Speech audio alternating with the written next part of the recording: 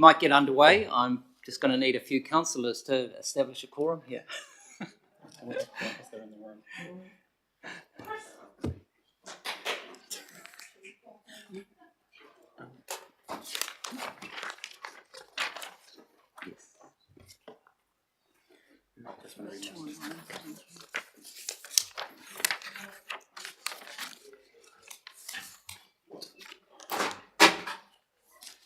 So just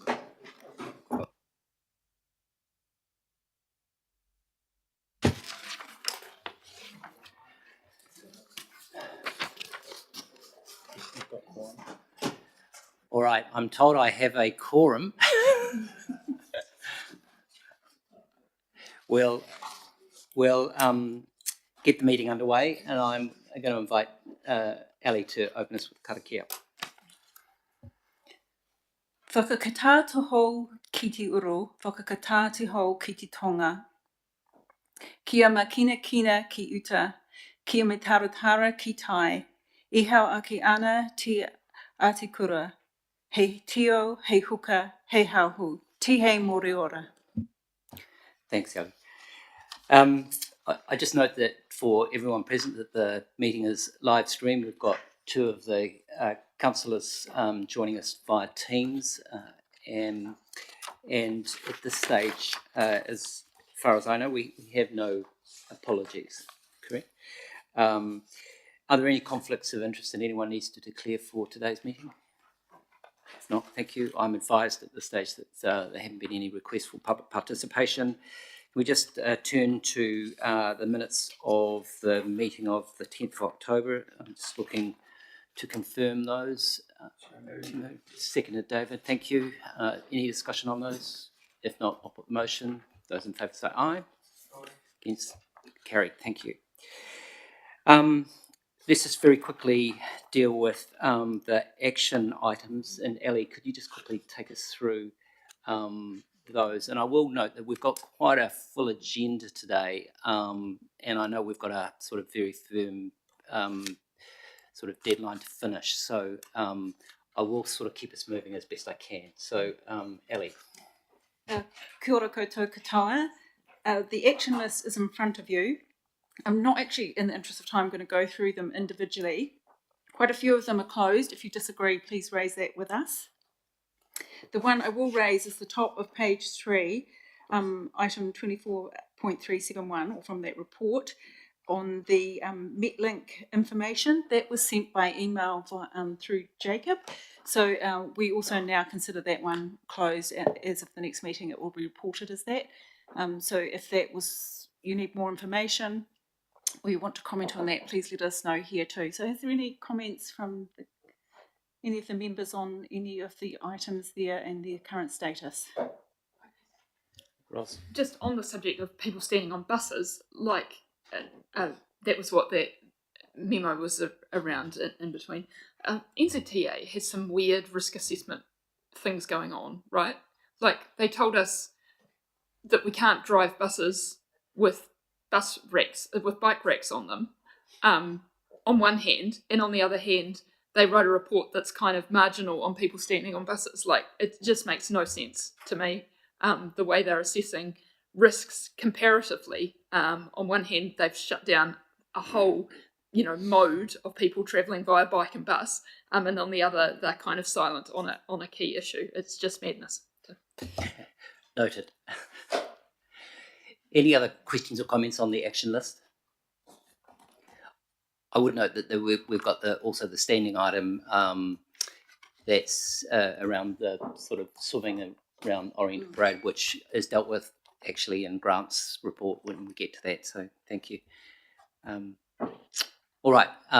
If there's nothing else on that, let's turn to the sort of first substantive item, and I'll invite Nick and Pat to the table to present and discuss the Wellington Water Active Risks. Thank you and welcome.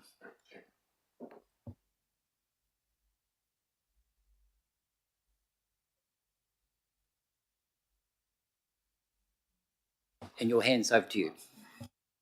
Thank you. Kia ora koutou, councillors and councillors online as well. So my name is Nick Leggett. I chair the Wellington Water Board.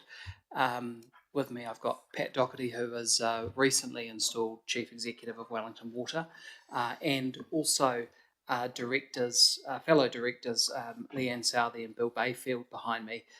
We are 3 out of the 4 directors from Wellington Water currently, and we felt that the recent challenges that Wellington Water has faced, added with or feeding into an annual plan and a recovery program for the company, was a worthwhile time to come and have kanohi ki te kanohi with governance to governance, but also thinking about the medium to long term ongoing risk of acute water shortage in the Wellington region.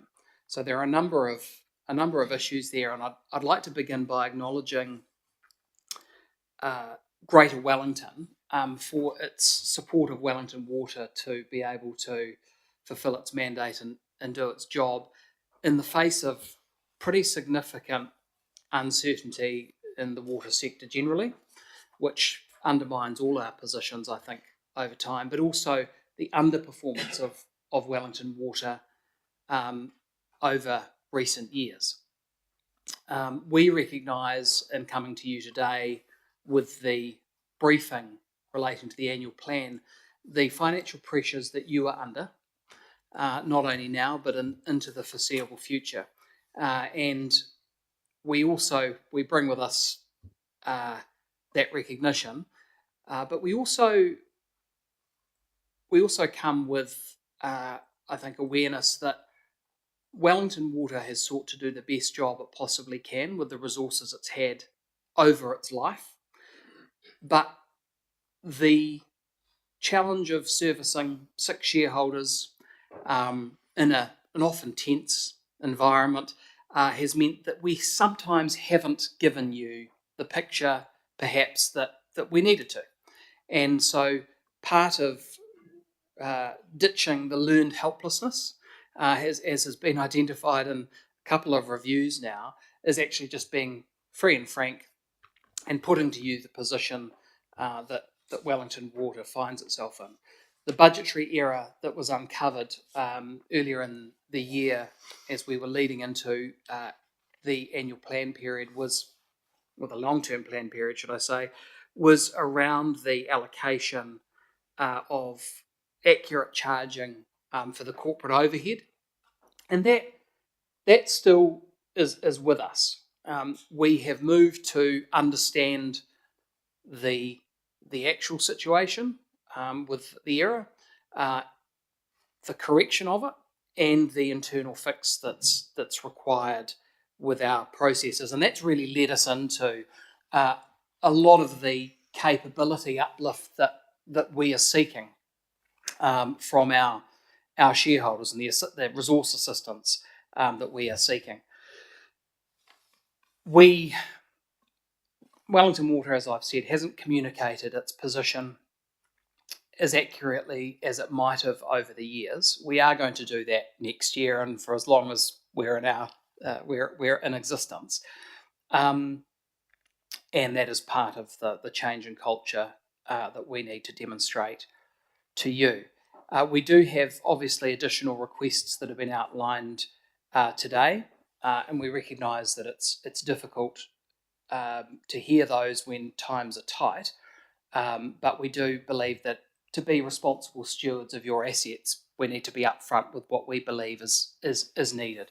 And I know that there's knowledge around the Greater Wellington table and an understanding about Wellington Water that goes back, and the fact that actually it probably wasn't right-sized correctly in the beginning, and that's a challenge that we have to manage on your behalf as we move forward. So we are continuing a process of discovery and improvement. There have been changes made at the most senior levels of the organisation, both Chief Executive and just this week, a new acting CFO has been appointed to the organisation. The improvement plan is underway in light of the budgetary error that has been presented to shareholders at a high level. Councillor Connolly, on your behalf, was involved in that discussion and the resolution by the Water Committee. And while we have made immediate improvements to internal processes and accountabilities, the ongoing capability uplift you'll see reflected here, and the cultural changes that are required are needed across a much longer term. So I'm happy if you want me to just to talk a little bit about where we're up to with our capability plan program. We identified 6 areas: accountability assurance, finance and process controls, responsibility to shareholders, transition to a new entity, and ways of working, which really is identifying the culture which needs to be pushed through all of those work streams. We've made significant progress, or Pat has made significant progress with the support of the teams in getting the change and the need for change embedded. And I want to talk a little bit about culture because I know it's important to at least some members of this table. I think we all recognise how important culture is when we're changing things. I think part of the impediment that Wellington Water's faced is that there was a way of doing things, and from what I've observed, talking and listening to members of the team across the organisation, is that now that they can see that issues have been identified, they've felt the confidence to identify other challenges, and that there is a willingness for us to address those challenges, both with resource, but actually as much with the way the organisation is arranged. And Pat has notified a structural change to get more coherency into the way the organisation delivers, and that has started, along with a much greater focus on value for money and being able to give you that assurance that the way the company engages with its contractor and consulting panels, that those arrangements create a competitive tension, and we can say to you, look, we're doing the best we can with what we've got, and we're getting you and residents of the region and ratepayers the best value that we possibly can. So that efficiency and effectiveness work is going on. The review of our operating model and the structural changes to follow that are also happening. And the deep dive of the numbers has been completed on the budgetary error, but then it's the response to ensure that we have the right processes so that doesn't happen again. And there are a number of other aspects that we will report more fully on at the next Water Committee, at the shareholding committee. But I did want to talk to that today because I know that is something that you are interested in, and it's something I think that we should bring to an audit and risk committee to give you the assurance that we haven't just identified the problem, we're taking steps to mitigate that. The board has prepared an end-based strategy to focus us to the point where Wellington Water ceases to exist, and if that is, so we have to deliver for you now and give you assurance around the work that we do, but we also have to prepare for a potential new entity. And when I'd mentioned before about an organisation that wasn't right-sized, not to have basic financial and asset management systems is it's appalling, to be honest. But that's a situation we will find ourselves in. We have to deal with that. We have to do something about it. And that's why the significant cost of building those systems, ensuring that they are fit for purpose, between now and over the next approximately 2 years is going to be so important, because we've got to improve what we do now, and we've got to look to the future and ensure that a new water entity can, from day one, deliver and not be focusing on things that should have already been in place and should have and capability and systems that should have already been able to deliver. So that's really important. And I mean, I might ask Pat, to talk just to give a bit of an indication around what we lack in terms of systems from your perspective as a new chief executive coming into the organisation. So we don't have an asset management system. We make use of the Veolia system and Fulton Hogan system. We put our data into their systems, and they give us licenses to look at their systems. So I find it quite stunning that we're the second largest manager of Three Waters assets in New Zealand, and we don't have a system. And I know that some of my staff came from Greater Wellington, where they left behind a very good system where you spent money on an asset that went from the finance system, was a link to that piece of kit, and you could track maintenance history. We don't have that. Similarly, one of the things I'm pursuing is value for money, and Fulton Hogan are part of the alliance, and Veolia run our wastewater treatment plants. And it's a little bit difficult to have a terse conversation when I need them. I'm absolutely reliant on their goodwill to continue to use their asset management systems. So no asset management system. We don't have a finance system, and we need that to have a reliable data. Our records management system and documents management system, records at their end of life, they'll stop being supported, I think, late next year. We don't have a good health and safety system. So we're not asking for, a project management system was good for $70 or $80 million a year. We're spending 340. It's also at end of life and going to not be supported very soon. So we've been talking with the AOG, the group leading the transition, to make sure that if we're spending this money on these assets, it's not wasted money. And it's got to the point now where Dougal is telling us, if the councils don't come across with the money, we'll have to put exactly the same amount of money into the new structure to get those systems. But the net effect will be you'll be 2 years further down the track, and you'll lose time getting those systems developed.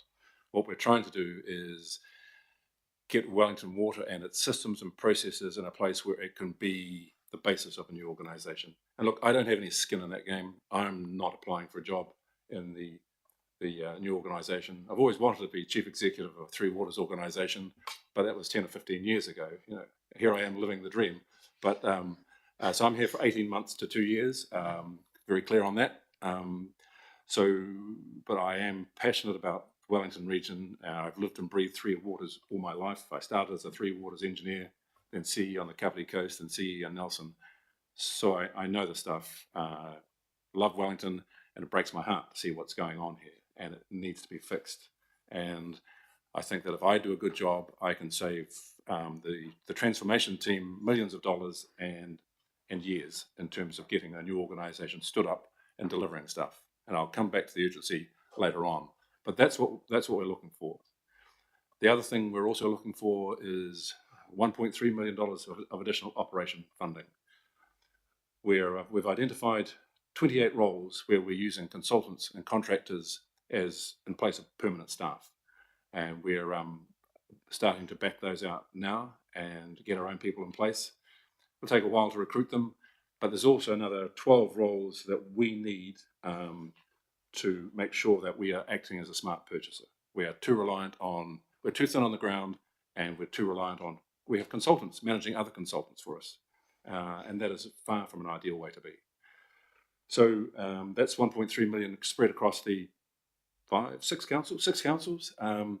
But that's important to us. If there's two asks that will make a big difference to how this region performs in the future, it's those two asks. And then and that addresses some of the organisational improvement plan, but the rest of it, it's another $5 to $6 million of OPEX, which could be spread over 5 years if need be, and spread across 5 or 6 councils. But the two most important asks is that 1.3 million of OPEX and that 37.5 million of investment in the IT system spread over 2 years. That's right. And that, so we are having to walk and chew gum at the same time. So that revised budget that Pat has mentioned in the now is about the corporate capability to deliver both the capital and the OPEX programs. We want to provide a better service, demonstrate better value for money, and then the significant system IT investment is around setting that new entity up for success from day one.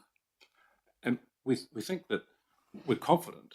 I mean, we're taking away. We will be charging our staff into those capex and opex budgets, so there'll be the 28. So there won't be any extra cost. But we also think that we should be able to reduce costs. For example, we were using consultants, contractors to run communications and engagement on capital projects, spending roughly $600,000 a year. We think we can do that with 2 full-time staff for less than $300,000 a year. So that's the savings on 2 roles, but we just haven't had time to go through them all yet. By February, I'll know more, but we're scrambling to meet your deadlines as well as do our own business planning. And it's the first time we've tried to do it all together with a bit of turmoil in the organisation. So we think that the news will improve over time, but we're pretty cautious to make promises that we can't keep. Could I, Mr. Chair, just finish on some good news? The new DAF plant at Timarua, which allows an additional 20 megalitres a day for water supply, is successfully in that commissioning stage. And the early indications are that the water quality being delivered is excellent, and therefore that puts a lot less pressure on the filters of the plant. That will be handed over formally to Wellington Water at the end of December. Now, it's an additional buffer for water supply over the summer, but it is not a comfort blanket. I know that councillors here are aware of that.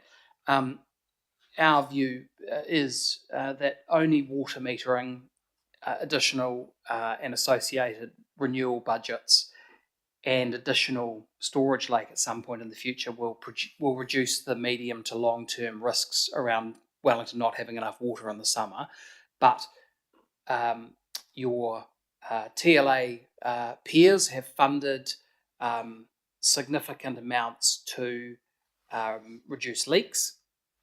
Members of the public have really worked to reduce their consumption, and we've had, I think, adequate rainfall.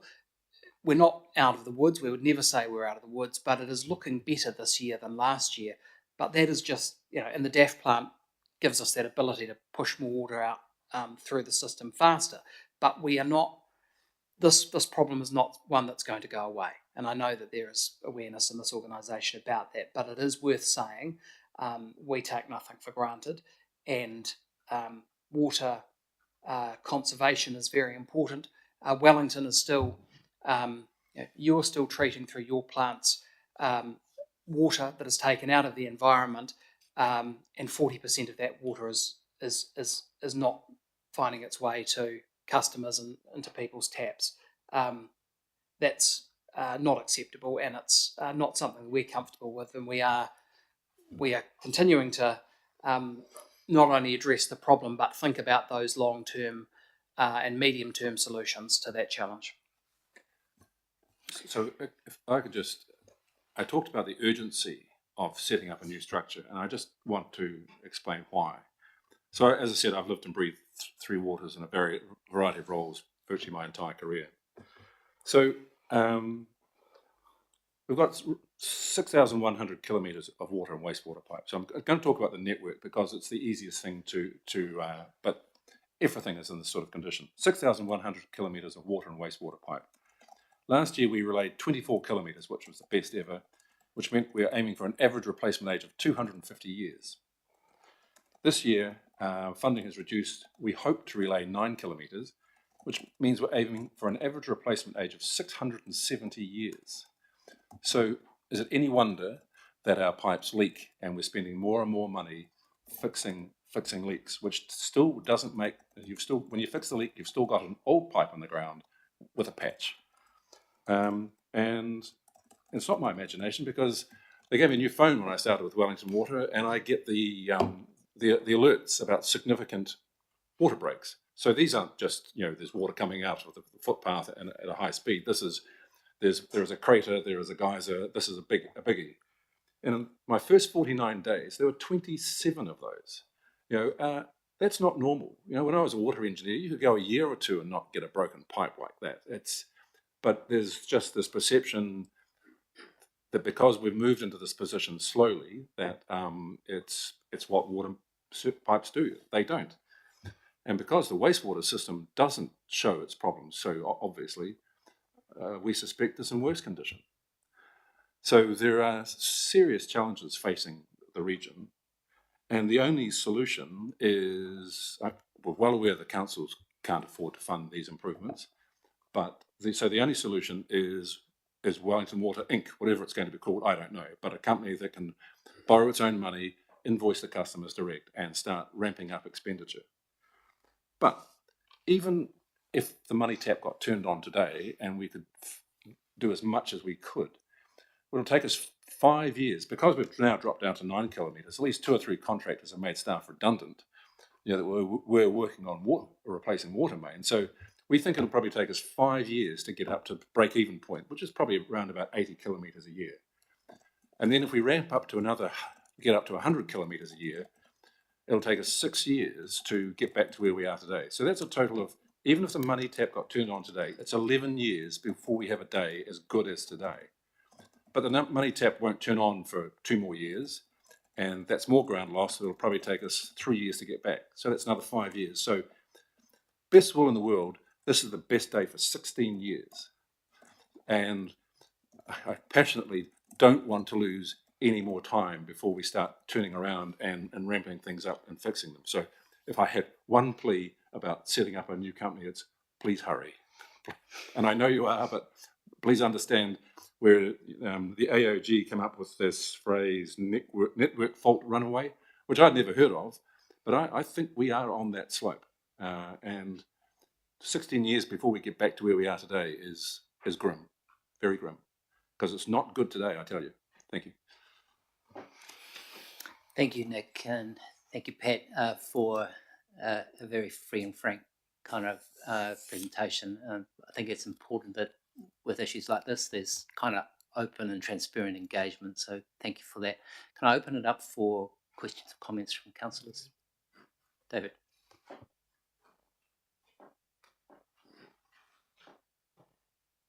Look, I just want to I do have a question, and in relation to your request, but I do want to make one observation which I think is actually quite important, and it's actually often forgotten about. When Wellington Water came together in late 2013-14, it was actually thrown together quite quickly, and you'll probably remember that, Nick, including Purua. It also included Uphutt, because at the time it was being done under contract. And then, as a consequence of 2 years on, South Wairarapa came in.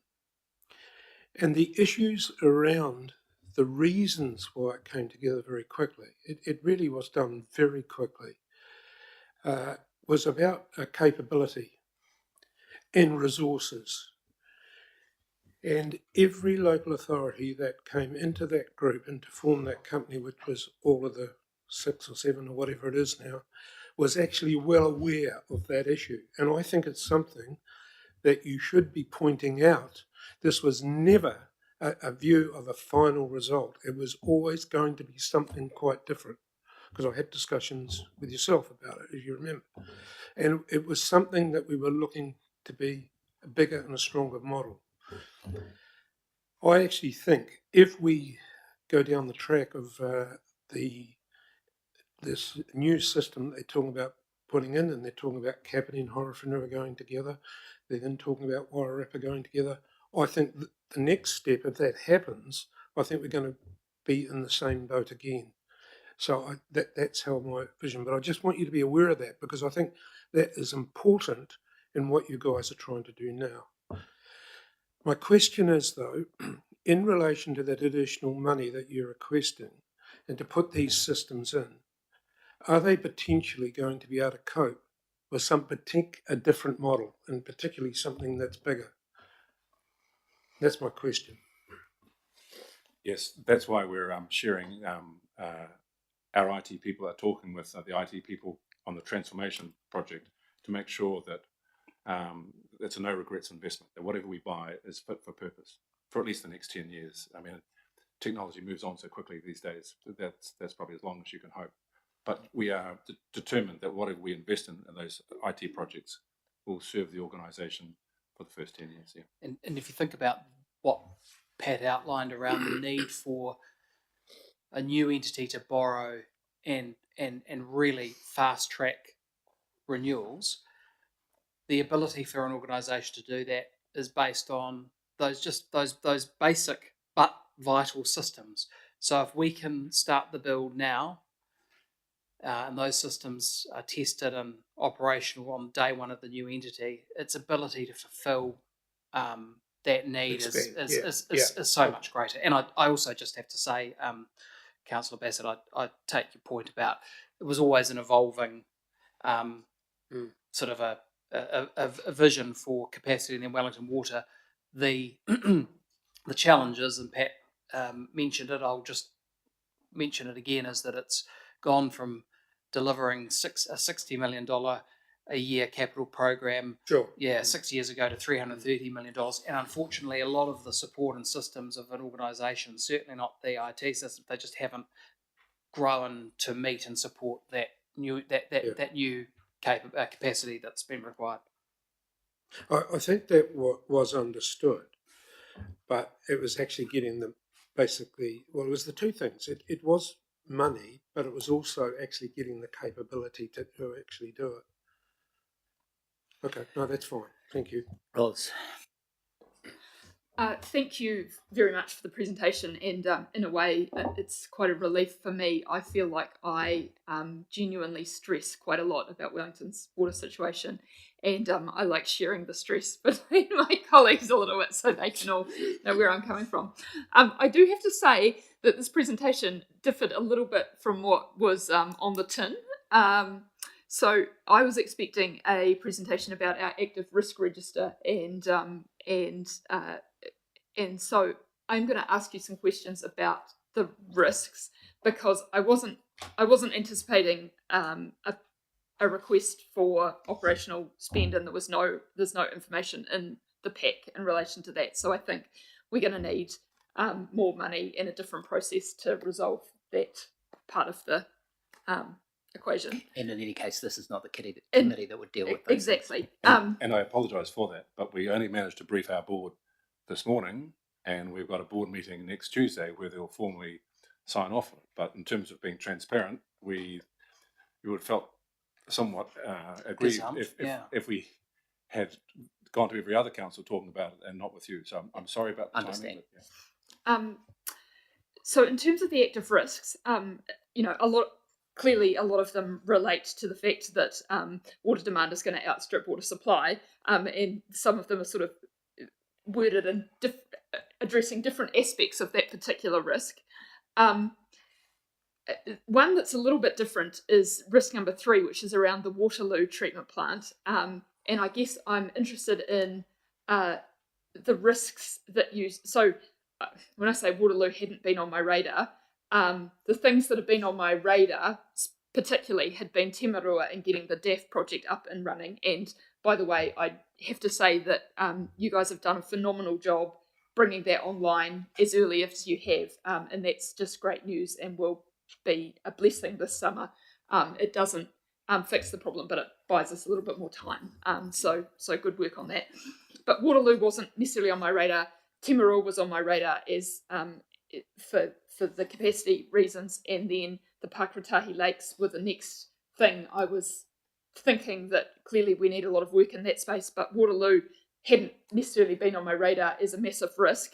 So can you tell me a bit more about Waterloo, should we be planning some more investment in Waterloo ahead of or parallel to some of the other investments that I've just mentioned, i.e. the next phase of the DAF plant and Pakratahi? Kia ora, committee. I'm Jeremy McKibben. I'm the Group Manager of the Network Management Group. We look after the treatment plants.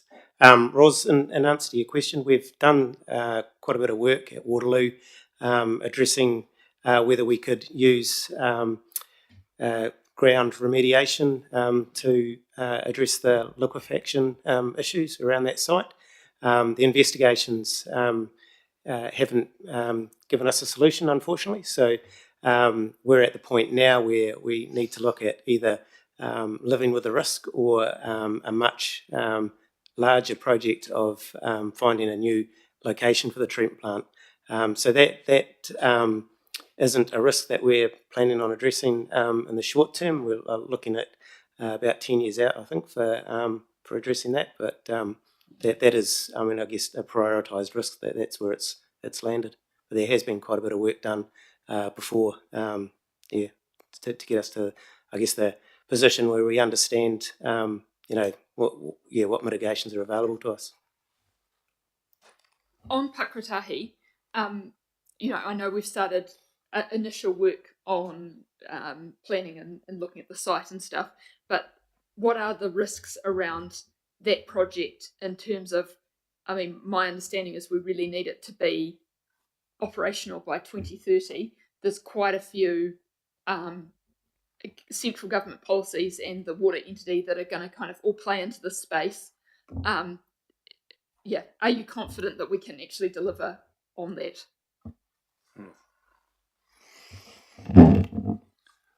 So I think we will, without doubt, provided water metering rolls out across the region with volumetric charging, that'll give us a breathing space. I think we will need those lakes by the time we have to renew our consents for river abstraction, because we expect that we will we'll be leaving a lot more water in the river. So I think we're aiming for that 2032, 33, that area. That's my gut feel for where we were aiming. So we would be expecting that if the new company hasn't been stood up, we'd be expecting those lakes to be starting to appear with some very, very big numbers in the regional council's next long-term plan. And by then we will there's significant money to scope the work and start the preliminary design. But one of the things we'll also be waiting to see is what the government's going to do about environmental standards, and do we need to make the lakes bigger, smaller? We'd like to have a bit more certainty before we start heading too far down that path. Yeah, good.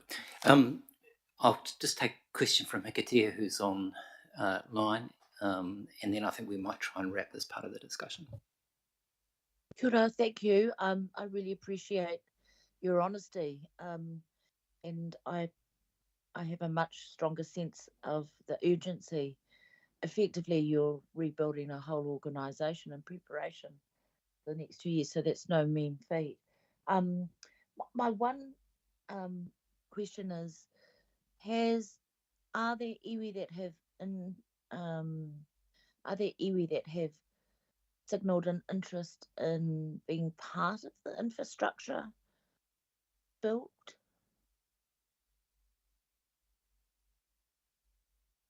There have been some informal discussions with the CE of Ngāti Toa about what his long-term vision might be for how they may be involved in the Poro area in terms of maintenance and also training. So I've been talking with Helmut quite a lot in the last couple of months, and expect I'll be doing a lot more. But yes, they are very keen to be a very active partner, particularly in that area. And is that the only signal we've had from the 6 iwi that we have partnership relationships with? There've been other informal discussions, Okay. but we only have 2 formal iwi partnerships in place, with Taranaki Whānui and Ngāti Toa. But of course there are other mana whenua reps on the shareholder committee, but in terms of that week-to-week operational engagement, it's the two mentioned. Thank you. Thank you very much for your report. It's really important. Oh, sorry, I do have one other question, and this probably might be more for ARC members. Given the significance of this report today, isn't this something that we should be thinking about workshopping with councillors at a broader meeting? Answer that in terms of the investment and the IT systems that is coming to council on the 5th of December as part of the annual plan workshop. Thank you. Chris. Thank you. And look, I want to thank Chair Nick and Pat for the comments here and that. The point I want to make is you've been forthright and open about the issues you face. I really appreciate that. I think that really a lot of the discussion needs to take place in a workshop for us, because I think there's a lot of sensitivities around there. There's a lot of questions I'd like to ask, but they're not for public discussion and that. So I just appreciate your comments and how you've spelled out in a very comprehensive way the serious issues you're facing. I really appreciate that. Thank you. And with that, I might just draw this to a close. And I know, Nick, if nothing else, you've... Sure, just quickly though.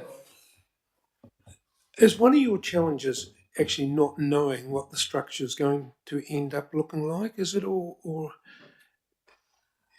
does that interfere with your planning? And I'm trying to see where your challenges are. I would say that our challenges are delivering for our shareholder customers, giving you the assurance that we can effectively give you value for money, not stuff up the next couple of years of your LTP, but having enough information so we can proceed with confidence to assist to hand whatever folds into a new entity that it's as capable and as equipped as possible to fulfil its mandate beyond that point. And if I could add, so I know Three Waters very well. I come into the structure at Wellington Water and I just can't understand it. Everyone's got the title network. Jeremy, GM Network Management Group. So what part of the network do you look after, Jeremy? I look after treatment plants, none of the network. It's very complex and is slowing us down because no one group manager has the ability to make a decision on any topic. They always need two.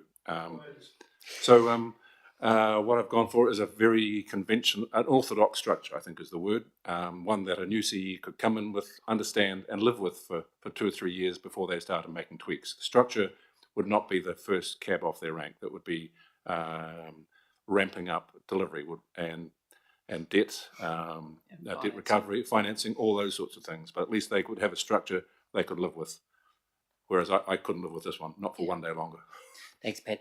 Look, just to close this out, I mean, just reinforce Chris's comment a few minutes ago about the sort of frankness of the discussion and the desirability of there perhaps being an appropriate sort of place for further discussion, which inevitably there must.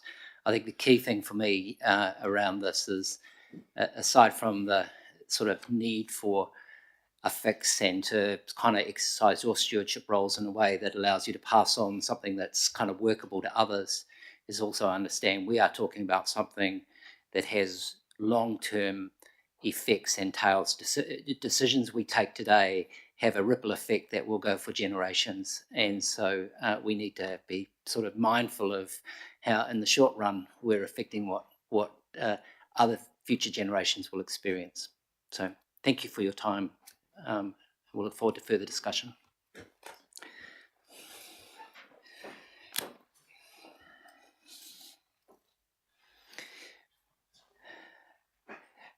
With that theme, continue, I'll ask Jacob and Vaughan to come forward. We might just, if I may, just kind of, given that last discussion, we might keep this relatively brief because I think this is probably an area, again, that is worthy of a more fulsome discussion in a different forum.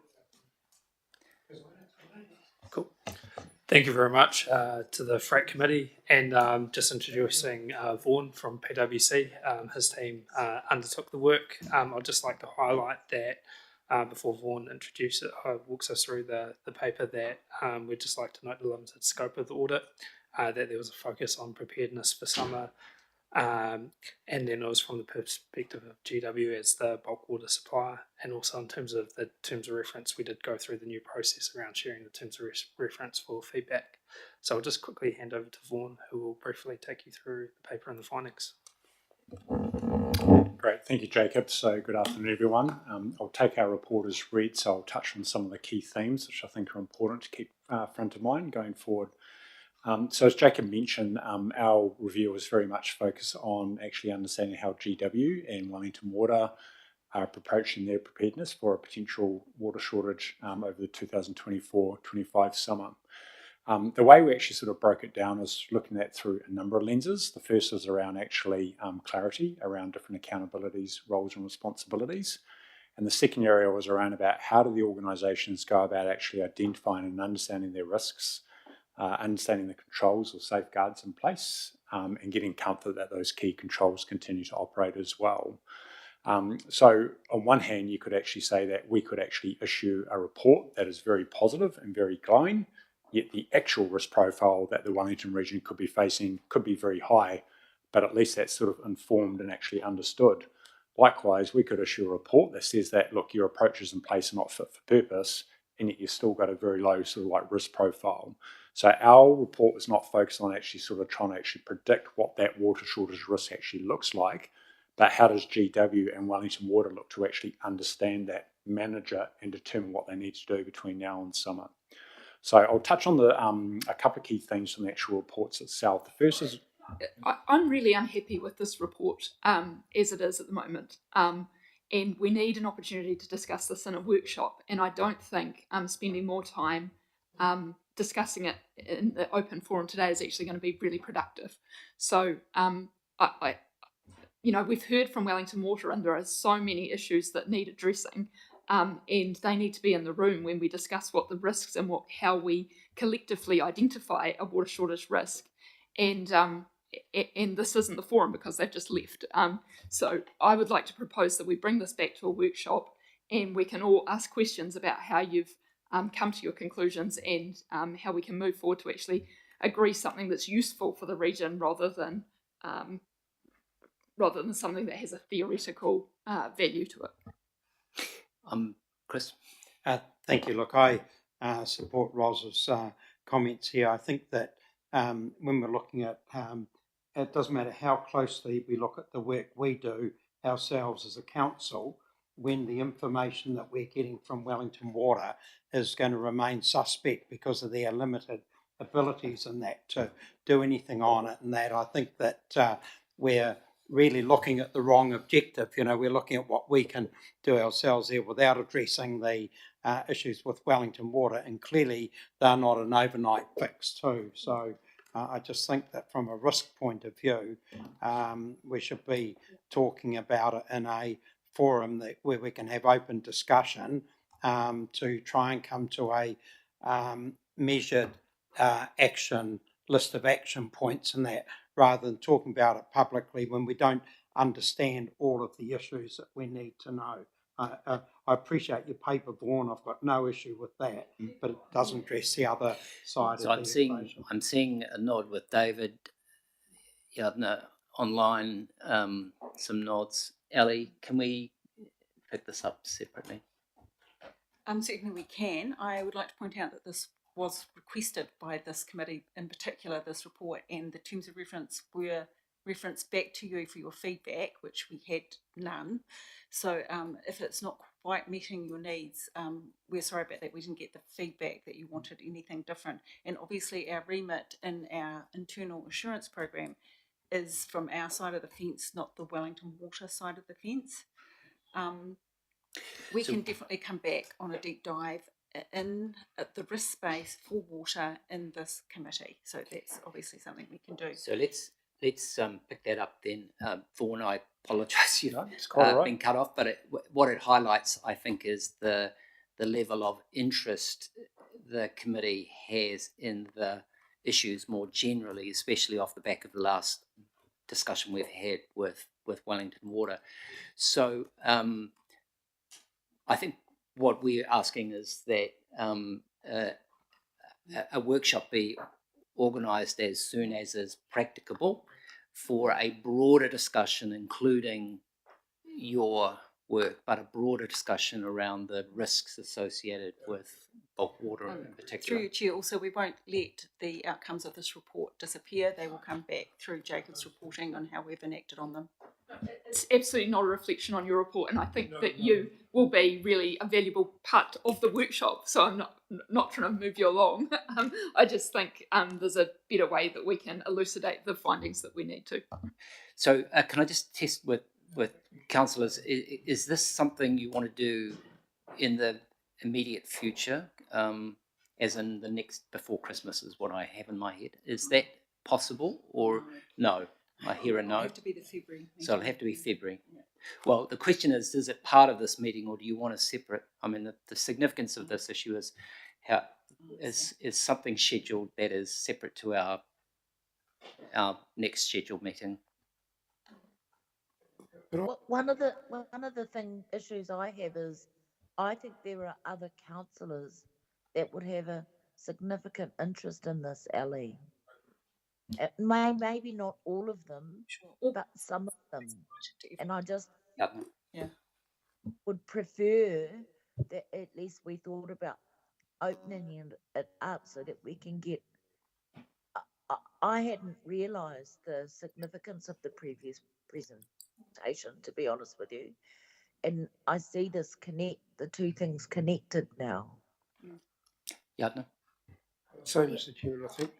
Oh, sorry. Sorry, Yadna. I think, as my understanding of being someone on a finance risk and audit committee would be that this is the kind of issue of significance that we should probably have as a council workshop, because there are so many moving parts of it, and this element is one part of the other parts of the water space that we're working on. So if anyone else disagrees with that, that would be my feeling. I was really just going to add to Hecatare's and Councillor Sewell's comments because I think that is very important.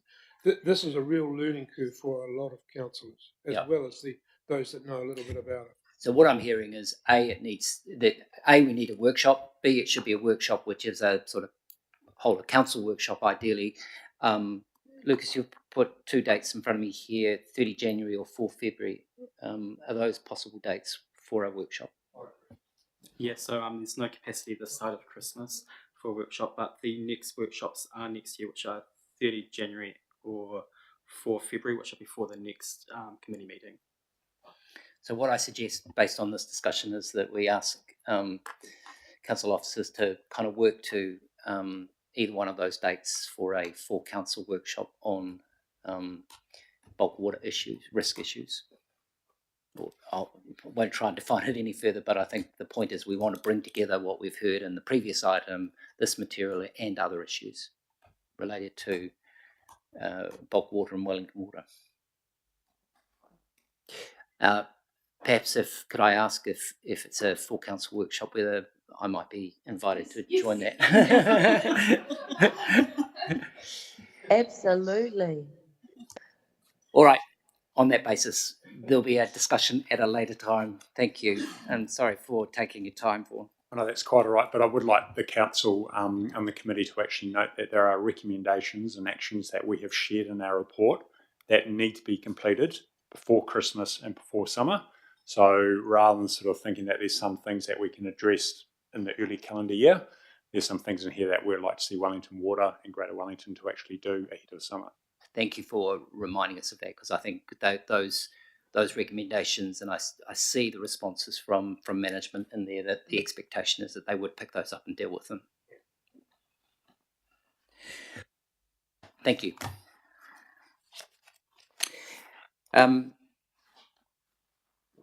It's almost the sublime to the ridiculous, isn't it? We're going from that sort of topic to tax risk now.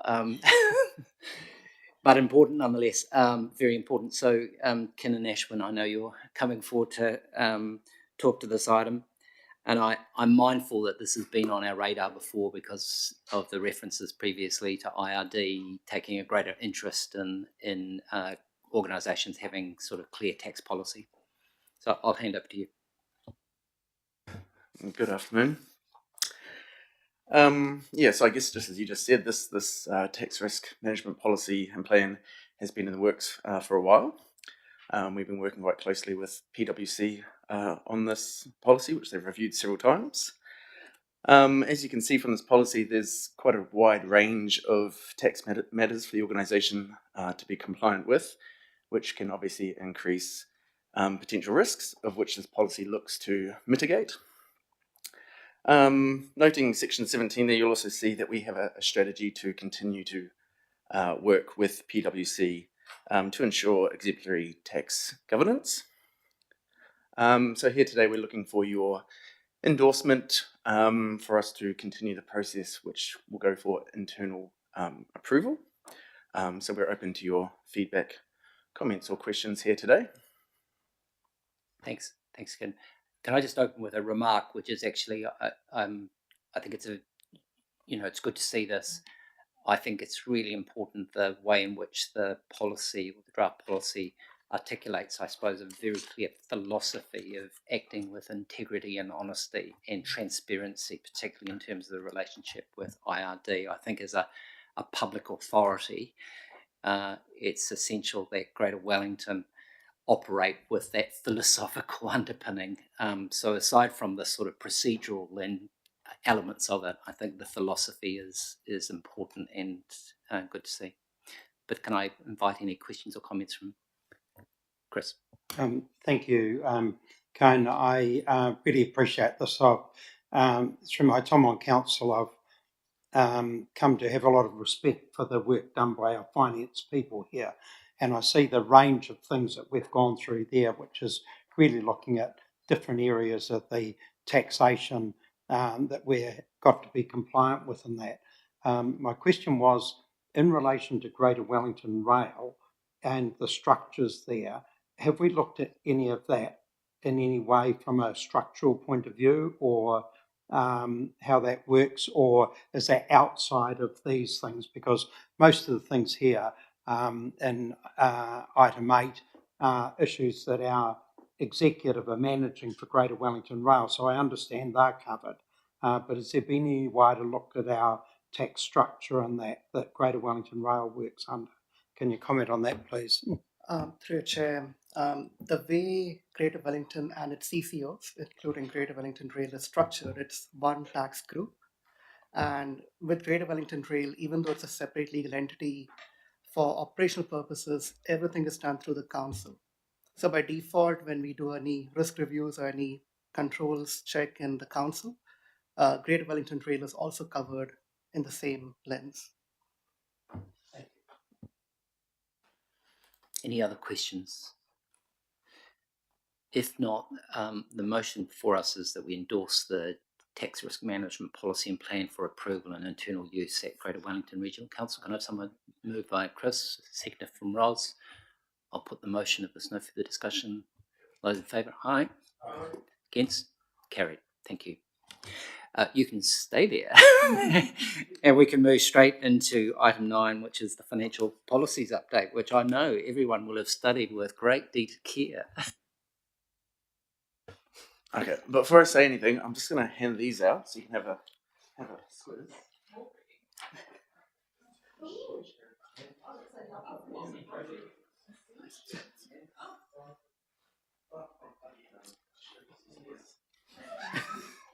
I know you're all going to love them.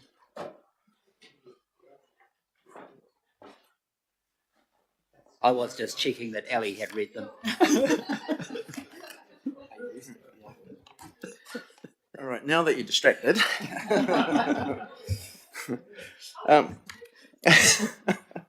So as you're aware from other meetings that I've attended, I've moved the internal financial policies into sort of a more nicer review cycle, so that essentially every June we review any outdated policies and bring the whole thing up to date. and we update the financial policy handbook, which is a consolidated place for the organisation to have, so that they have a one-stop shop for policies, knowing that they're all current for the year. This year in June, ELT approved the last couple of policies, which this year was the fraud and risk and the sensitive expenditure. A big probably change that happened this year as opposed to last year was much more the emphasis on sort of building in that capability for staff to really understand how to apply principles, how to process the policies so that they made better decision making. So as a result of that, I've really ramped up kind of the education and awareness around policies in the business.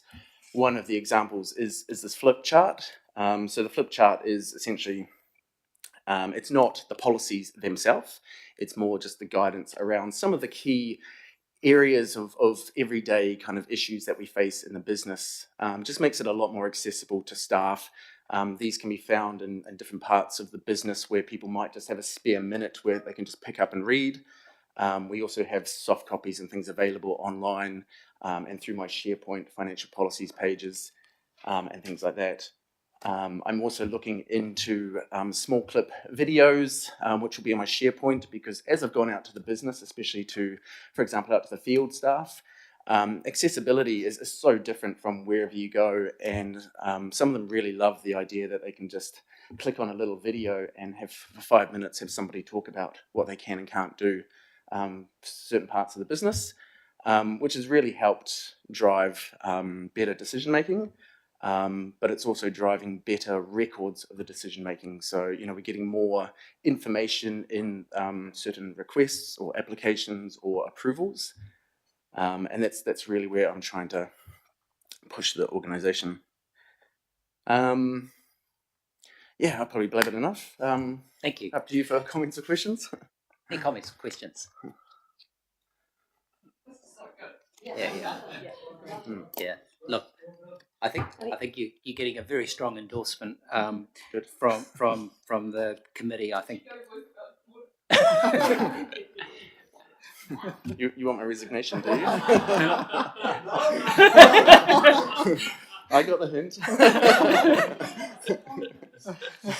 Yeah, no, you always want to say something. I just want to say, policy and procedures are always, it's a thankless and joyless task, but it's really important to have those in place. So just wanted to acknowledge and recognise that you've made this really accessible to people, because part of it is socialising a message, keeping people safe, keeping the organisation safe, and it is about sharing information. So just really wanted to recognise that, because I did read through the attachment and I was hanging on by a thread, and now I'm like, could I just wait?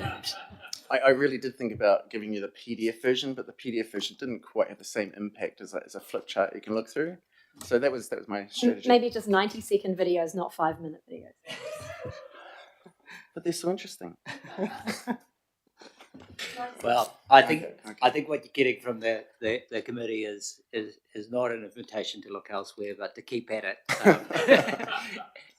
It's just to reinforce Yatna's comments that making this stuff accessible to people is so important, and just even casting my eye down, just sort of I don't know why I went to alcohol, but but but the question about who pays, and just little things like that often actually in practical terms people don't know the answer to, and knowing that there's something as simple as this that they can turn to is fantastic. So well done. Thank you.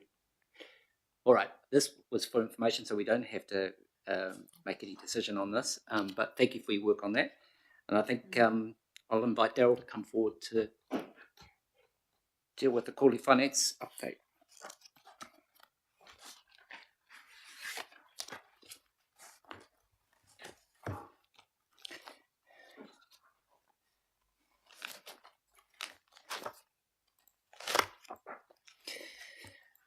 In your hands, Daryl.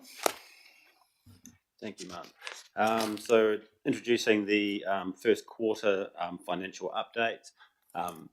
They finished on the 31st of September, and we've had a month's end close since then. So the only material change to the full year numbers is in the limb space, where there's been a further delay in the procurement of that. I think we've got 14 million in the report. It's now up to 45 million.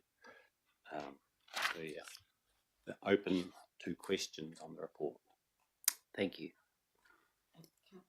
Yeah, Ali.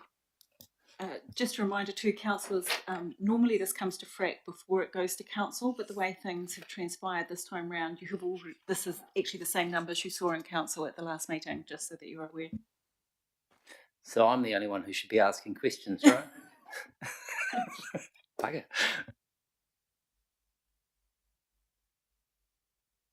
I'm sure I asked this question last time or something similar, but the numbers are ropey. I don't mean you don't have a handle on them, but they're not looking good. And we're early in the year, and they're not looking good. Are you guys worried about? I mean, we've done workshops on how we can turn some of these numbers around, but there aren't necessarily any easy fixes, especially in the PT space. We're kind of locked in for 90% of the costs. So when do you start worrying, and when do we have to implement some kind of, I guess, financial strategies like we did last year to sort out the financial consequences? Ali. Through your chair, I think that's one I should take. A little bit worried, but not significantly worried at this point. We're working, that is the Finance Business Partnership team, with PT and looking to make sure that we maintain a balanced budget this year. So our plan is definitely not to come back to council for any debt coverage for any loss or reduced revenue in that space.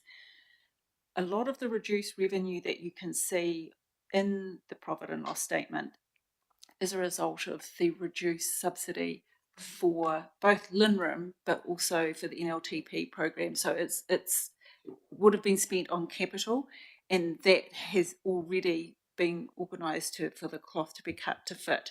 So it looks particularly bad on the front of the P&L, but that money is not spent in OPEX, it is spent down in the property, plant and equipment line. So, or in the case of LINRIM, throwing through to the subsidy through to Greater Wellington Rail. So it's not quite as bad as it looks in terms of a cash deficit. We are dealing with that at the moment. If I get concerned as we go through the year, you will definitely be hearing from me. Any other questions from councillors? Yana? It's not really a question so much as a pondering. I mean, we know that the fare box revenue, a big chunk of that would be rail, right? Because it is the longer distance where we have more revenue, fewer trips. It's currently going to become potentially less reliable. So I guess with that in mind, those numbers aren't really going to get better, are they? Like, the only place we could conceivably create any growth would be in buses. So just curious to, and I know this issue comes up quite a lot, but my concern is that we've flagged so many times that we can see that this is going to be, I guess, a growing deficit or a larger revenue loss that we will have, while having the requirement to peg what our fare box revenue is going to be. Don't really have an answer, just curious to know what we might see and how we might deal with it. There's a couple of things, I know at the moment that PT are working through. Some of those are like off-peak discounts on fares and things like that. So sort of, it's not so much the patronage growing, it's the growing the fares as well. So they're working through those things, and they're hoping to come to the annual plan with a neutral sort of, offsetting effectively the $10 million fare box shortfall. So yeah. I think, Nigel, you want to make a comment? Ali can go first. I might say the same thing. Maybe not. So we have a current forecast at the end of Q1, first time we've ever done one so early in the year, so we are geared up for that now. And at the moment, we're looking at about a $9.5 to $10 million deficit in the fare revenue line, and we are cutting the cloth. So that, as I said just before, we're going to try and make sure that we have a balanced budget through that process as we keep an eye on where that goes through the year. I hope that's reassuring. But it's some of the things that PT are putting on the table, including for the annual plan. They're also doing some of it earlier and now. And some of the delays in the growth buses, which have happened naturally, it hasn't happened by design, is also contributing to savings through the OPEX line. Okay. I mean, I get that the numbers still sound big, right? But there's only so much you can do. I guess that's my question, is that when you know there's only so much you can do and the numbers look bad, what does that tell us down the track, and how do we account for that? You know, we've already had a loss that was explained last year that took a bit of teasing out. It's going to happen again. So I guess that is my question. Yeah, how do we... At the moment, we are working towards not having a cash deficit in PT. That is our plan. If things change, we will talk about it again. So if we get to the December quarter and we haven't managed to achieve that, or the deficit is larger, or the revenue drops larger, whatever happens, we will talk about it again if it becomes an issue.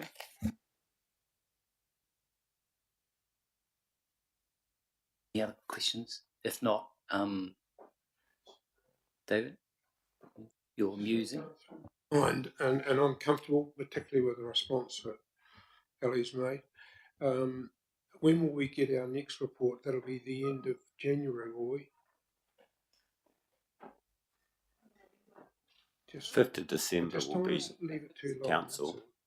Sorry, sir.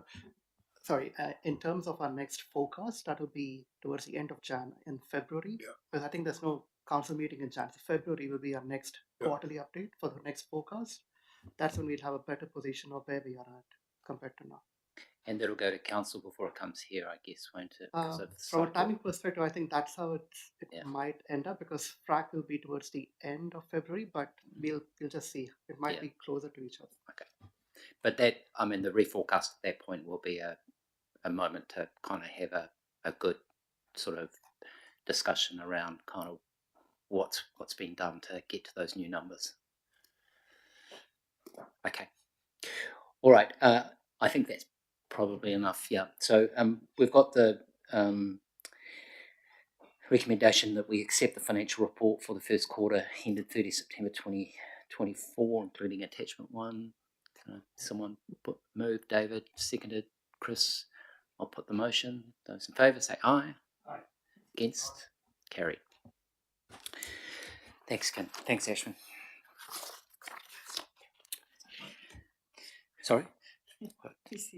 I'm sorry, Darren. Right. My apologies. All right, Grant, your turn. Good afternoon. Take the report as read. I don't think I have any updates because I don't think anything's gone wrong since I read the report. So that's a little bit unusual and rather nice.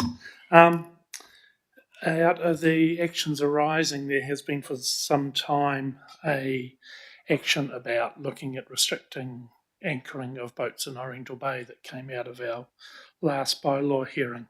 While we still haven't done anything specifically on that, as highlighted in here from sections 24 to 31, we did have a meeting with open water swimming groups and are looking at something that isn't exactly the same as what the committee had asked for, but is actually proposed by the swimmers, that provides a bit more separation between powerboats at speed and the swimmers. So we are looking at trialling that. I've spoken to the 2 rowing clubs who are quite comfortable with that. It also provides greater separation between swimmers and rowers, which is another problem area we had. So we're probably, depending on how long it takes to get the buoys for those, the 2 additional buoys, we'll look at putting those in this summer.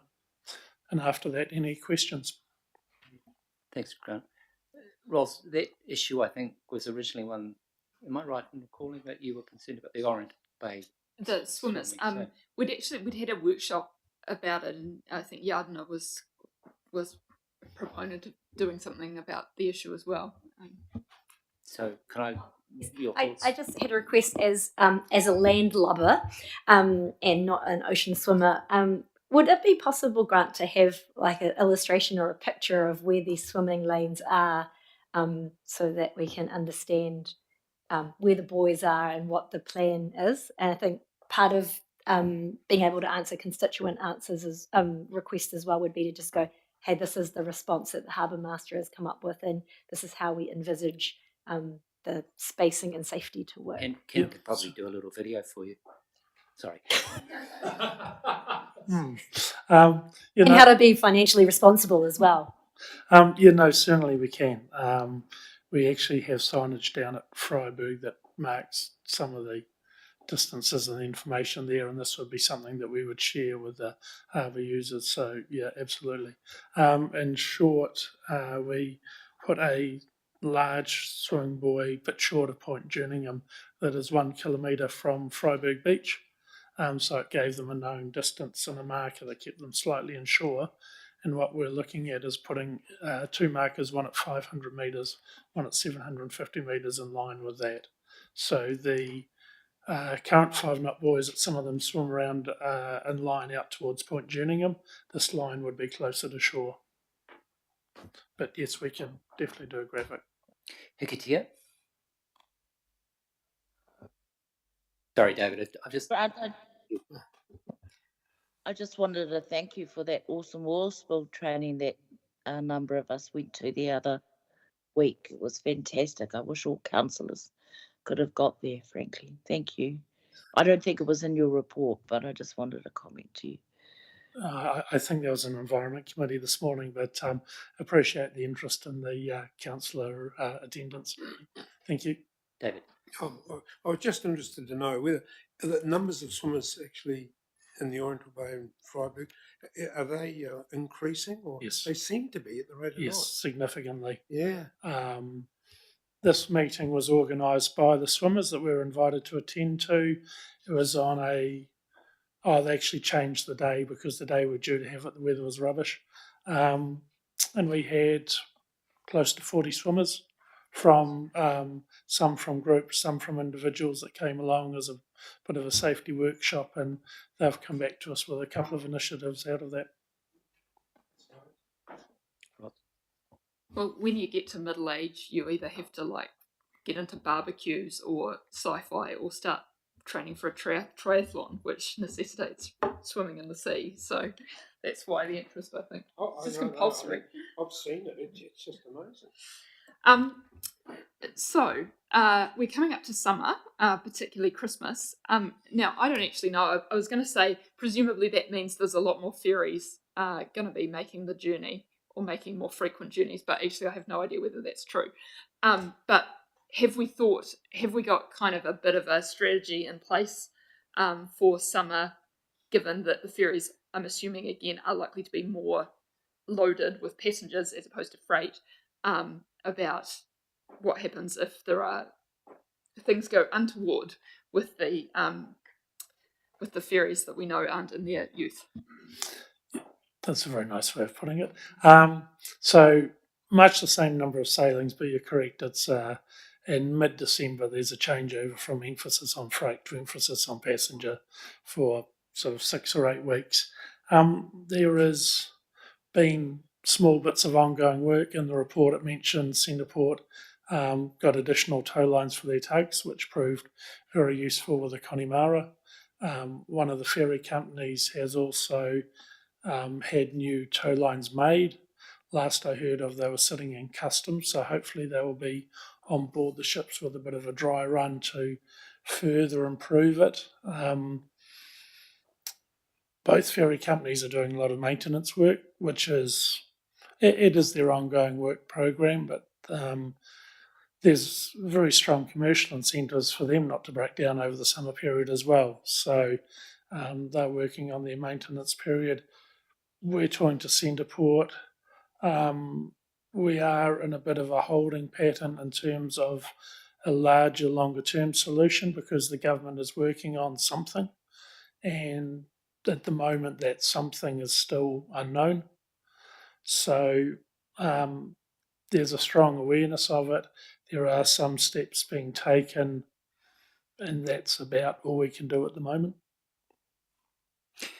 Grant, do you know, I'll come to you in a moment, Nigel, but do you know, given the reference, because I know it's kind of in your report as well, with that business case that Maritime New Zealand are developing, I get that we don't know what it's going to say or recommend, but do you know if the timing they're working to is to have something in the mix for budget 2025? I don't know. Okay. It was indicated, I believe, the Treasury process is around a year, and that was started mid this year, but yeah, Okay. I don't know. You don't know. Nigel. I can kind of help there. Well, earlier this week, Anthony Delaney and I had a meeting with Minister Brown along with the MNZ director as well, around all the issues that you're just discussing now, right through from the kind of more basic interventions you'd expect, like having tow lines that Grant's spoken about, right through to the solution for a Cook Strait solution.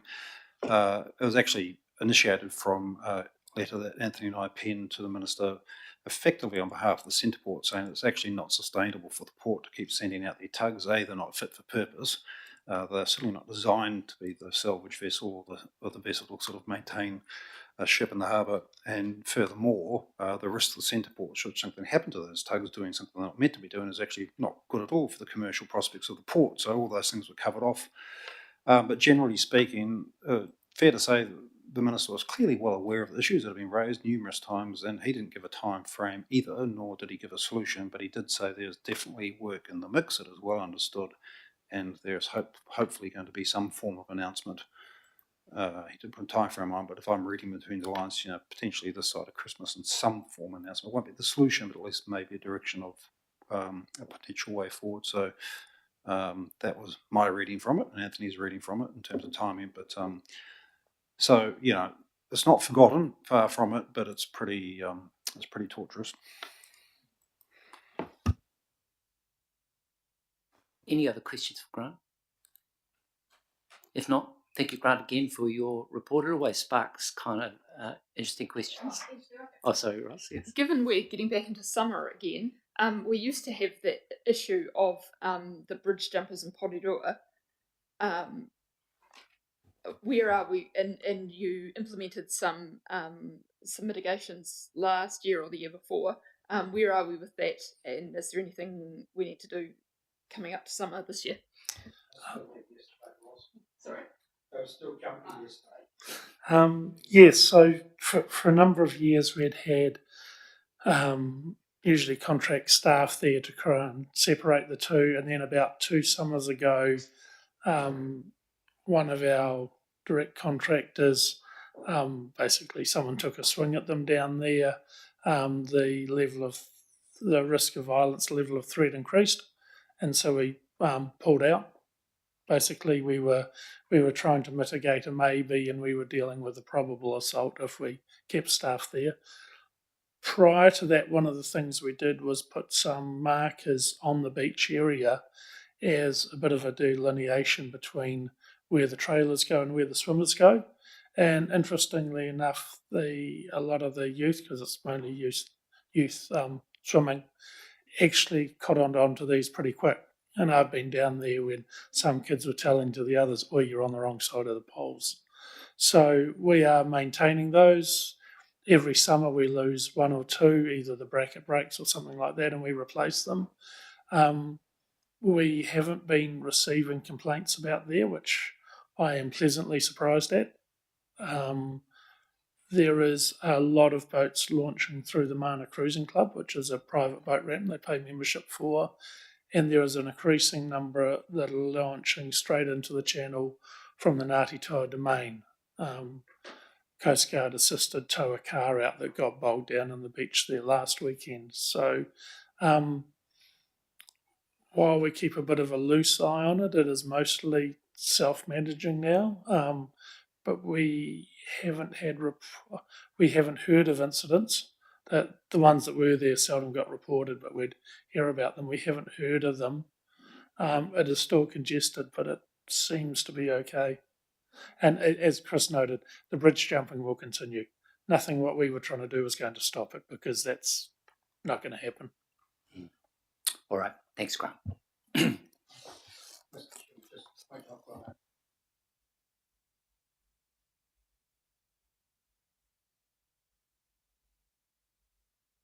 Thank you for informing.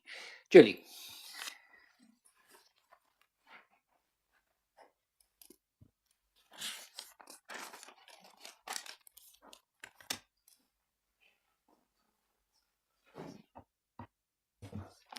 Kia ora koutou. Happy to take the paper as read and answer any questions, but just would like to make mention that as we come to the close of the year, we have been able to close out on a number of high-risk activities and progress a number of opportunities to address these. So yeah, happy to take any questions. Councillors? Yeah.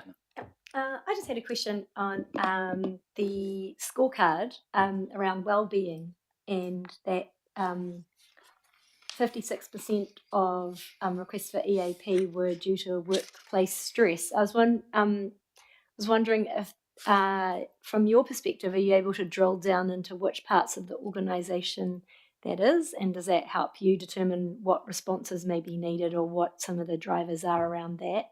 And then on that same dashboard, there was the new and emerging trends, and there was an arrow pointing up to escalating incidents of physical violence. So I was just wondering if you could give us a little bit more background about that. Yep. So to answer your first question, yes, we do have a pretty good idea of where in the business the EAP usage occurs and the reasons why.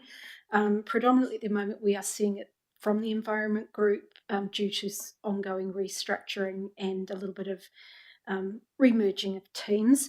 We're also seeing quite a significant increase in the use of our mental wellbeing first responders from that space. So we look at that as being a lead indicator because people are seeking out the responders as a support service.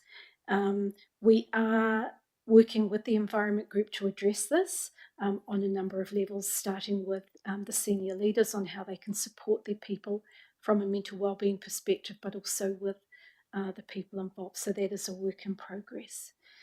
And in terms of the physical violence, unfortunately, it's a trend across the board, and we are seeing it a lot more on our public transport network, as are a number of the other operators across the country. Fortunately, we haven't had incidents as serious as Auckland Transport, but we are starting to see increased types of aggression escalating into violence, either against drivers, against our own transport officers, but also amongst passengers, passenger on passenger. We do have initiatives in place to support drivers and our own people through de-escalation and reporting systems, but unfortunately it is just something that we are seeing across the board in a number of areas. Can I just pick that up because it's an area that sort of I've been focused on too. And, I, amongst other things, sit on the audit committee for Auckland Council, and I'm very mindful through the reporting we get there of the significant uplift in violence and threats against sort of staff. And my question, I suppose, is to what extent we're working, because I think this is a local government-wide experience with other players, just to kind of learn and develop kind of solutions, from each other. Is that something? Yeah, that is something we have in play. We do have a forum here in Wellington of all the public transport operators across bus, ferry and rail, meets bi-monthly to discuss health and safety issues. The next forum, I believe, is next week, and that is on the agenda. So that is the key theme for the workshop, is how we can identify specific trends amongst those operators, but how they can better support themselves. We are also working with Auckland Transport to learn from their experiences and what they've had in place. So yes, we do continue to do that. Can I add to that? Sorry. Am I able to add to that? We're also, I'm the head of the Health and Safety SIG across the regional network, and so we are hosting GW, the health and safety teams, or some of the teams here next year, and one of the topics is going to be how we deal with that and try and do something in a strategic way that is consistent across the motu. Yeah. I just wanted to note that at our last Transport Committee in the performance update that those incidences also graphed for us, and aggressive behaviours down, but it is that physical assault that is the only metric that seems to be tracking this up. Yeah, and I think that's possibly because aggressive behaviour or abusive behaviours become a bit normalised, which is a concern. It's not, should never be part of anybody's role, and therefore so therefore it's maybe not reported as frequently as it should be, but definitely the threats of physical violence and actual physical violence are reported. I will say the message that we give our people where threats are made to contact the police, and they do, the police do respond very quickly and very positively to that. Great. Thanks. So look, if there's nothing else from the committee, thanks again, Julie. Sorry, just one more comment. Martin, at last meeting you requested a deep dive into the health and safety obligations and responsibilities of FRAC, so we have popped that on the workshop for early next year, and we'll take a real deep dive into that. That's great. I do think it's important for councillors to be reminded of what our duties are. Thank you. All right, that brings us to item 13, which is the update on climate change and associated risks. Jake.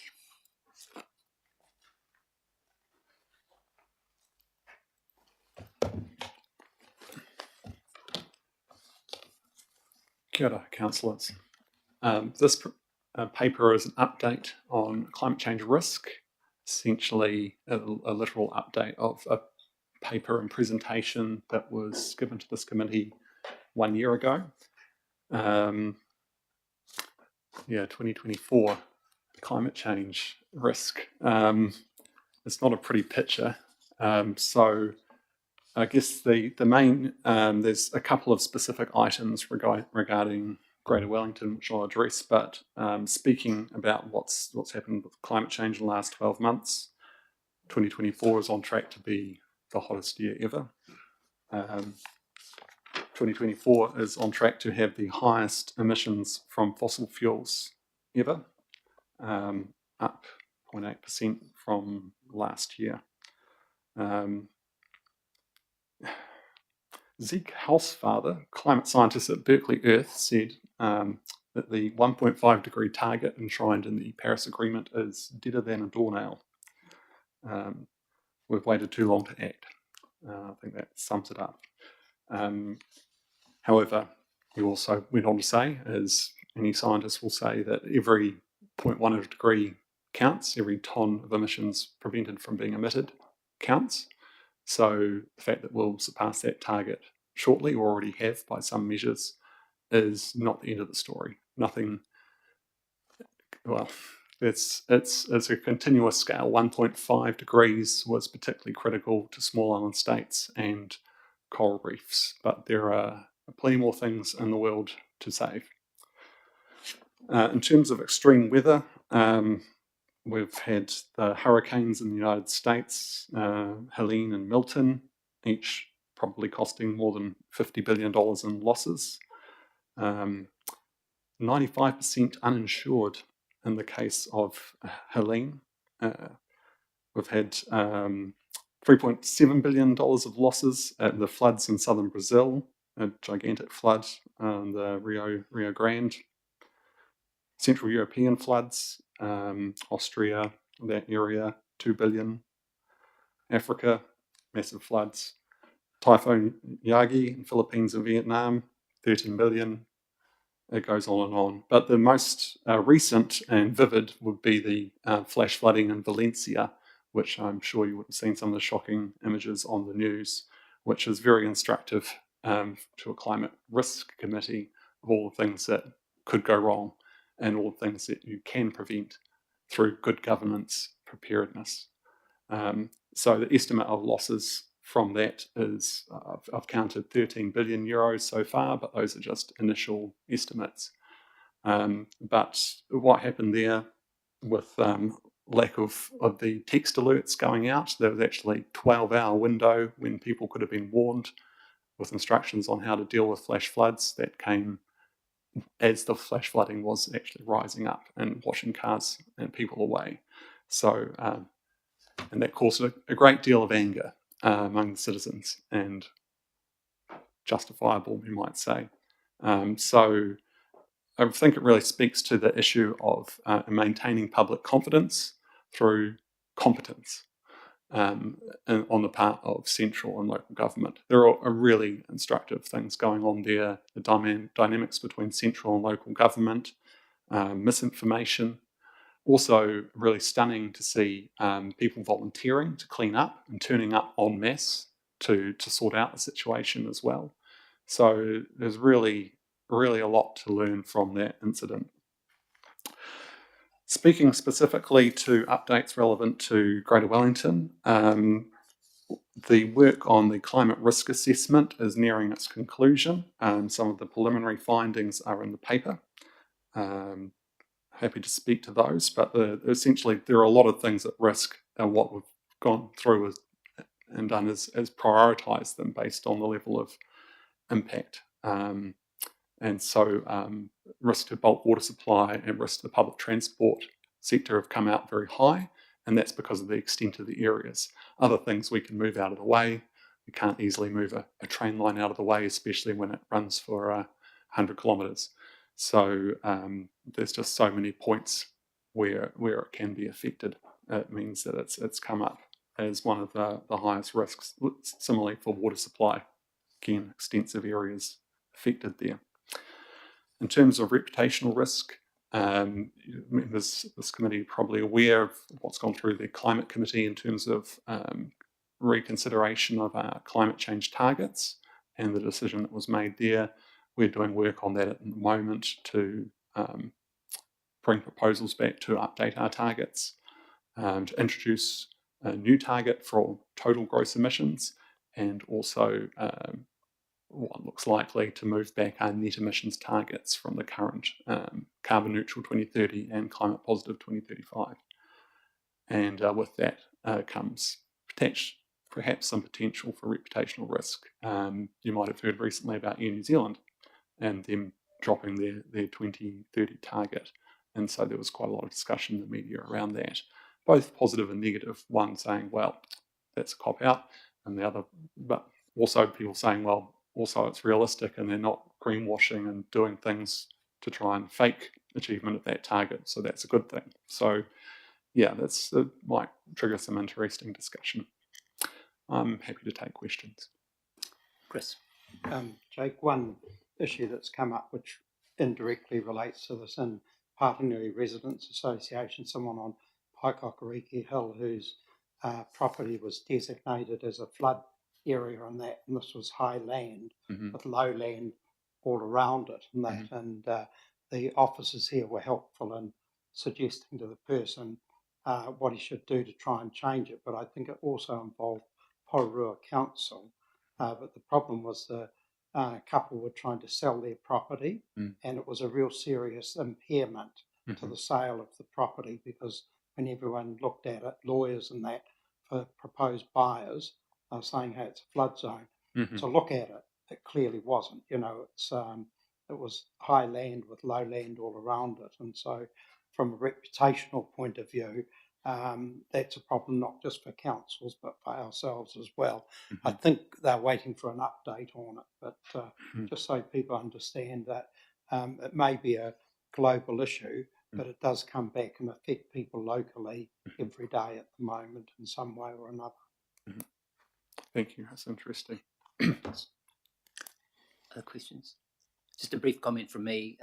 I'm not sure whether this is me declaring an interest or not, but I'm also on the board of the Met Service and involved in the processes at the moment of the merger of NIWA and Met Service in order to create a fit for the future weather forecasting service for New Zealand. And it really is driven by a strong sense that actually as we see more extreme weather events, we have to be better prepared to be able to deal with those. And I think, Jake, your reference to the alerts not going out and so on are all sort of significant, as is the increasing level of misinformation that is competing with the authoritative voice around forecasts to try and at least minimise the impacts that these weather events have.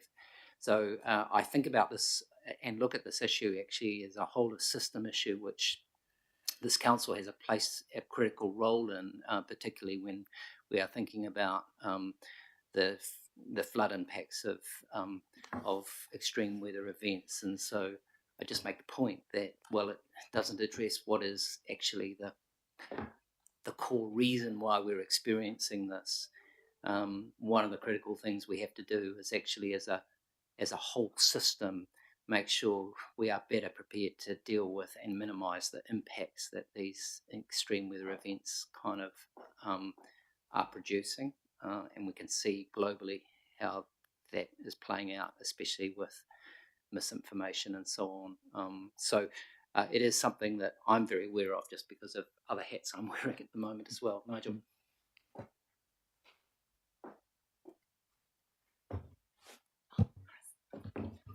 Couldn't agree more with what you just said about it being a system issue, and certainly there's a lot of work done at all regional councils across our collective capacity and capability in the flood warning system, but then how it connects with your respective REMO type entities, let alone then up to the Met service. And it'd be really interesting at a certain point in time if Met service and the merger was able to even come to council environments, because I think that interface between what happens at the government level and the local government level is absolutely critical. So I really support both what you said, but also I think it presents a great opportunity at the right time for that connect between central government and local government systems. Yeah, I agree. Yeah.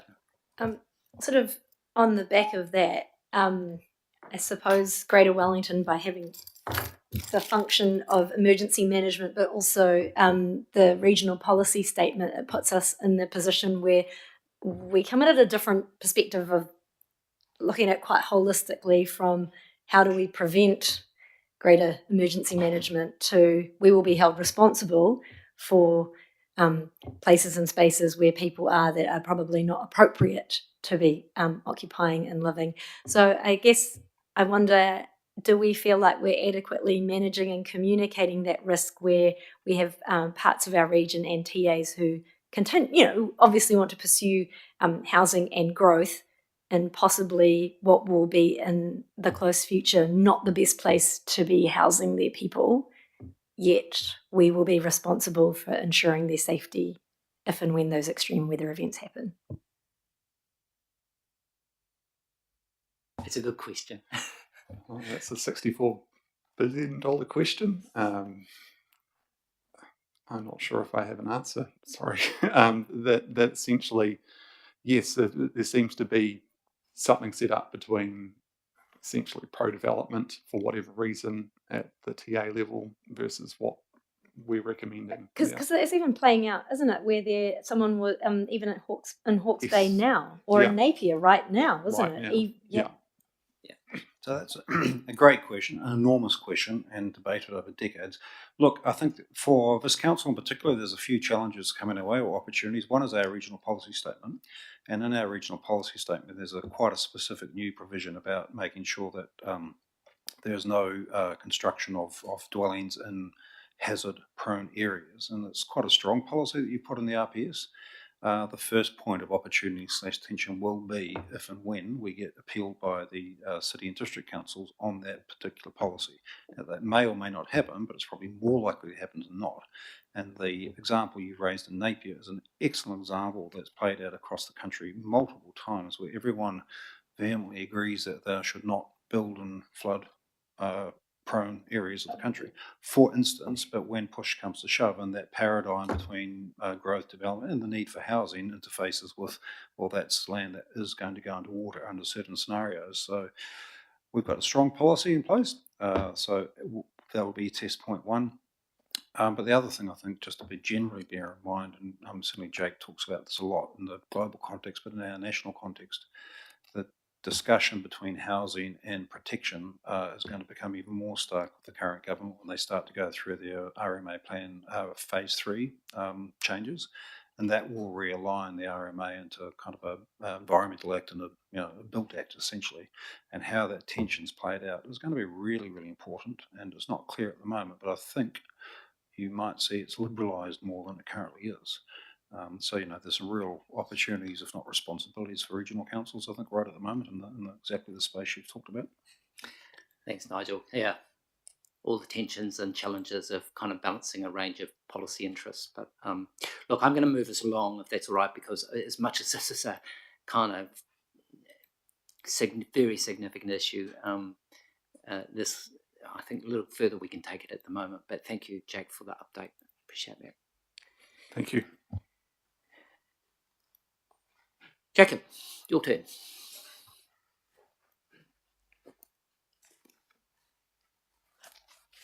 Thanks for the light reading. Yeah, well, it's quite a significant paper. I'll try to keep it brief. The first point that I'd like to reiterate is the real positive that we've had from the revenue completeness report that we've done with Snapper Transdev around the revenue completeness controls there. So we saw a significant improvement there in the control environment. Really, really, really positive. 20 fewer controls. We've had all the recommendations signed off now from 23, 24. So very, very, very positive. And that just is a tribute to the significant work to significant mahi, Metlink, and Snapper and Transdev have done. We also completed the indirect taxes report. So that also had a very positive outcome with only some minor recommendations stemming from that. So we'll be investigating some of those suppliers and also some of those transactions identified and reporting back to FRAC at a future meeting. We also completed the second round of our Comply With survey, so that was implemented for the first time last year. The second time around, there was a significant expansion in the survey and with alignment to the new environment group. Even though there was a significant expansion in that survey, there was still 80% completion of the surveys. And based on the obligations, there's only about 25 partial non-compliance, which is quite positive. We even had a couple of people come and say they've quickly signed off the recommendations from that already, which is very positive. So Deb and the legal team will be working with those action plans to ensure that they're signed off, and we can report for more positive progress in that area in the future. We'd also like to note that the insurance policies for liability have been reviewed, and there's been renewed, and there's been expansion in the cover for the CDM statutory positions. So that was a real positive there. That's ensuring that when there's no state of emergency declared, that those people in those roles are still protected and can take comfort in that when they're acting in those positions. We've also completed the insurance modelling stage 1.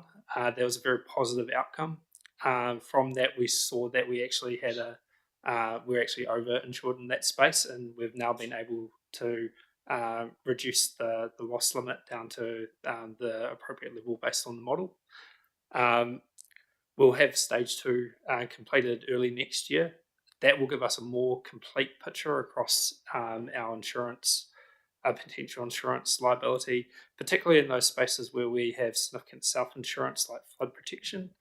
And that will give us more comfort around the level of self-insurance we're required to have and the level of reserves and contingencies that we have in place.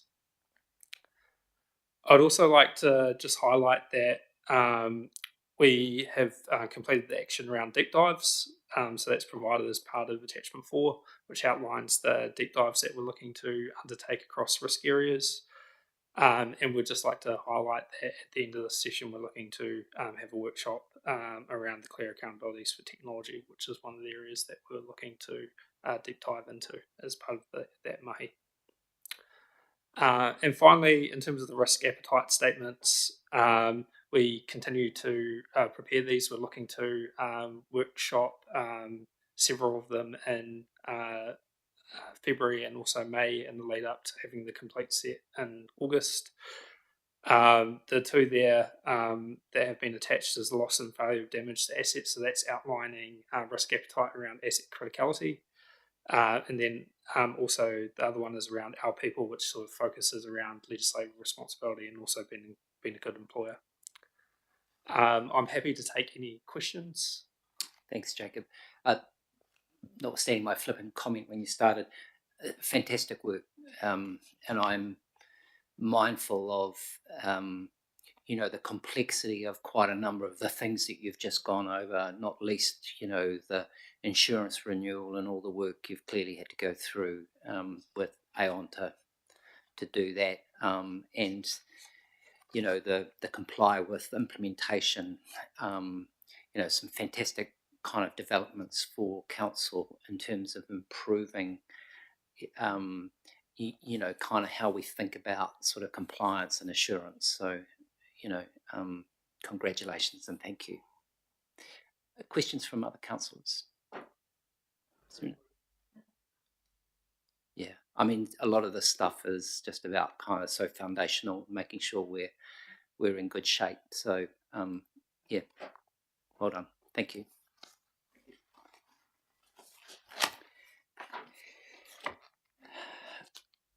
Let's come then to just the update on the forward program for this committee. Ellie? Kia ora again. I'll take the work program as read. Of course, it's a living document and it does change quite frequently, and I always meet with the chair and deputy chair before the meeting to make sure that we're picking up anything that's currently relevant, because that can change closer to the next meeting and often does. So we will keep that in play, but in the meantime, it has the updates that are due and a regular that are coming through, as well as a couple of additional things, and including some of the, what Jacob was referring to, the insurance modelling is coming to the February meeting as well. Any questions or comments on the full program at this stage? Always happy to receive emails and suggestions and as to what's relevant and coming up as we get closer to the time. Yeah, critical thing is, Ellie said, see this as a live document, and even just the conversation earlier about workshopping the bulk water stuff is an example of where we need to be kind of aware of the need to kind of be modifying this as things come along. Otherwise, we're actually asked to endorse the forward program, accepting that it's at a moment in time. Can someone move the? David moved, seconder Yardner. I'll put the motion. Those in favour say aye. Right. Against? Thank you, carried. All right, and that brings us now to the resolution to exclude the public. Thank you, David. I've got a seconder for the motion, Yardner. I'll put that motion. Those in favour? Aye. Carried. Now, can I just check before we